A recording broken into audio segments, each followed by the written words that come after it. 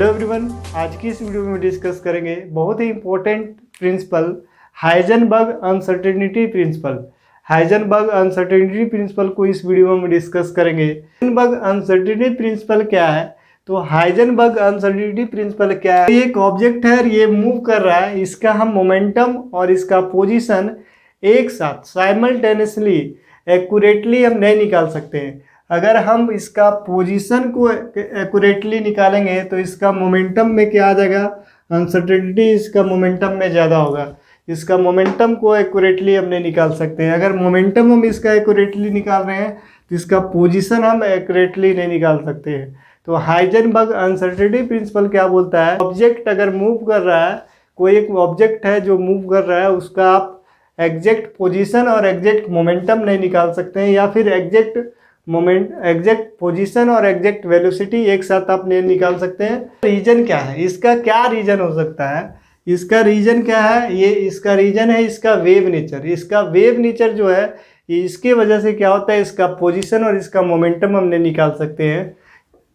जैसे इसका पोजीशन क्या है, यहाँ पे इसका पोजीशन यहाँ भी हो सकता है, यहाँ भी हो सकता है, यहाँ भी हो सकता है। इसका पोजीशन क्या है? यहाँ भी हो सकता है, यहाँ भी हो सकता है। कोई माइक्रोस्कोपिक पार्टिकल है, उसका पोजीशन यहाँ भी हो सकता है। जैसे इलेक्ट्रॉन ले लिए तो इसका पोजीशन यहाँ भी हो सकता है, यहाँ भी हो सकता है, यहाँ भी हो सकता है। तो इस चेंज को हम क्या लिख रहे हैं? चेंज इन, इसका जो एक रिलेशन है क्या है?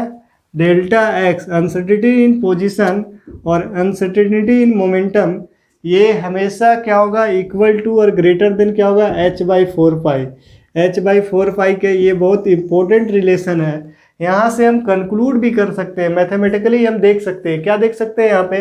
जो अगर इसको हम एक्यूरेटली कैलकुलेट कर रहे हैं, अनसर्टेनिटी इसका पोजीशन हम बता रहे हैं, ये फिक्स कर रहे हैं, इसका डेफिनिट पोजीशन बता रहे हैं, तो इसका अनसर्टेनिटी का चेंज क्या हो जाएगा? बहुत ज़्यादा होगा। मोमेंटम में इसका अनसर्टेनिटी क्या हो जाएगा? बहुत ज़्यादा होगा। इसका मोमेंटम में अनसर्टेनिटी बहुत ज़्यादा हो जाएगा। इसको और भी समझ सकते हैं। कैसे समझते हैं इसको? स्टेटमेंट लिखते हैं, इट इज इम्पॉसिबल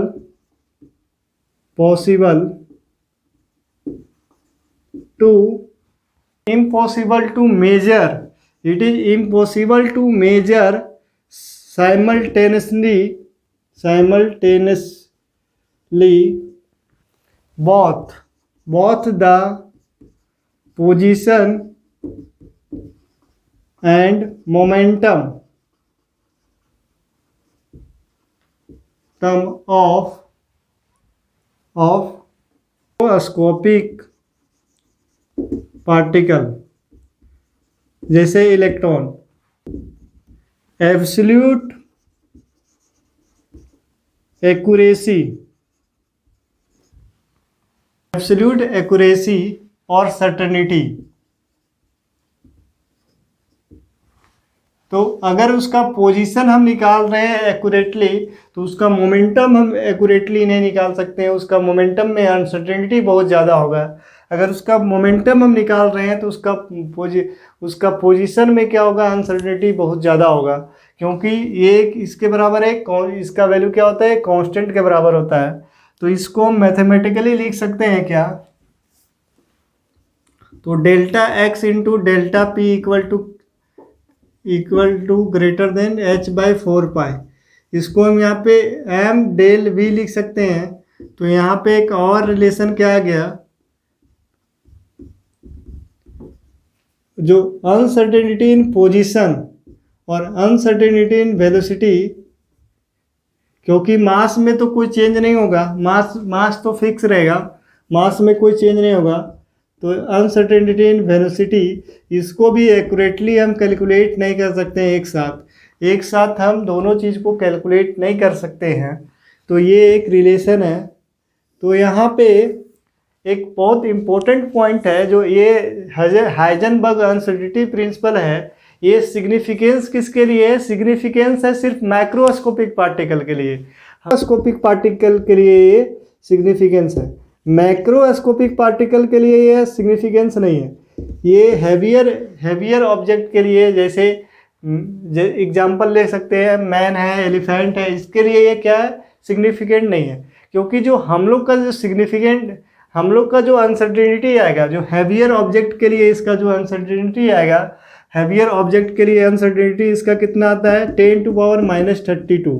ये अनसर्टेनिटी हम लोग के लिए बहुत ही छोटा है, बहुत ही कम है। ये अनसर्टेनिटी क्या है, बहुत कम है, बहुत छोटा है। लेकिन इलेक्ट्रॉन, प्रोटॉन, न्यूट्रॉन के केस में इसका जो अनसर्टेनिटी है वो सिग्निफिकेंट है। या किसी भी ऑब्जेक्ट के अनसर्टेनिटी आएगा, लेकिन वो क्या है, बहुत कम होगा, बहुत छोटा होगा, इसलिए उसको हम नेगलेक्ट कर देते हैं। लेकिन ये इलेक्ट्रॉन, प्रोटॉन के केस में उसका सिग्निफिकेंस बहुत अच्छा होगा, उसका जो ऑर्डर होगा वो 10⁻³ होगा। तो इसको हम मेजर भी कर सकते हैं, ये उसके लिए बहुत सिग्निफिकेंट है। कौन है, तो ये इसका हम एग्जैक्ट पोजीशन नहीं बता सकते हैं, इसका हम प्रोबेबिलिटी के टर्म में बता सकते हैं यहाँ पे इलेक्ट्रॉन हो सकता है। तो जो बोर का थ्योरी था, बोर का थ्योरी क्या है, जो इलेक्ट्रॉन रिवॉल्व कर रहा है, इलेक्ट्रॉन जो रिवॉल्व कर रहा है किसी फिक्स ऑर्बिट में कर रहा है, किसी सर्टेन पाथ में, जो वेल भी है पाथ में जो ये क्या कर रहा है, रिवॉल्व कर रहा है।